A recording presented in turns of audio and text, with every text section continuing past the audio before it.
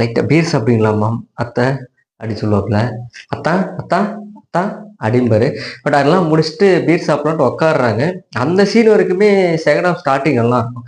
இதுக்கப்புறம் இவங்க உட்காந்து குடிச்சுக்கிட்டு அந்த சைக்கிளை பத்தி பேசி, ஜல்லிக்கட்டை பத்தி பேசி, ஸ்டெர்லைட் துப்பாக்கிச்சூட பத்தி பேசி, கதை எங்கடா போகுது, படத்துக்கும் கதைக்கே சம்மந்தம் இல்லாத மாதிரி ஒரு 3/4 மணி நேரம் போயிட்டு இருக்குது. ஸோ அந்த 3/4 மணி நேரத்த தூக்கிட்டு, இந்த படத்த கொஞ்சம் செகண்ட் ஹாஃப் ஓட்டியிருந்தாங்கன்னா, படம் நல்லாவே இருந்திருக்கும். கதைக்கு தேவையே இல்லாம படத்துக்கும் இதுக்கும் என்னடா சம்மந்தம்? எங்கள ஏன்டா படுத்துறீங்க?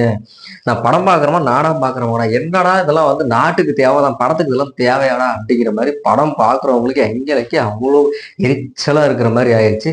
நெறைய பேர்லாம் வந்து தூங்கிட்டாங்க. என்ன படத்துக்கு சம்மந்தம் இல்லாமலே போகுது அப்படிங்கிற மாரி. அதுவும் கார்த்தி சார் பேசுற ஃபர்ஸ்ட் ஹாஃப்ல வளவளன்னு பேசுவாரு. செகண்ட் ஹாஃப்லயும் வளவளன்னு பேசுவாரு. பட் அந்த ஃபர்ஸ்ட் ஹாஃப்ல பேசுறது எல்லாமே இன்ட்ரஸ்டிங்காவே இருக்கும். செகண்ட் ஹாஃப்ல என்னடா இந்த ஆளு இப்படி பேசிட்டு இருக்காரு அப்படிங்கிற மாரி நமக்கே தோணும். நெறைய பேருக்கு தோணுச்சு.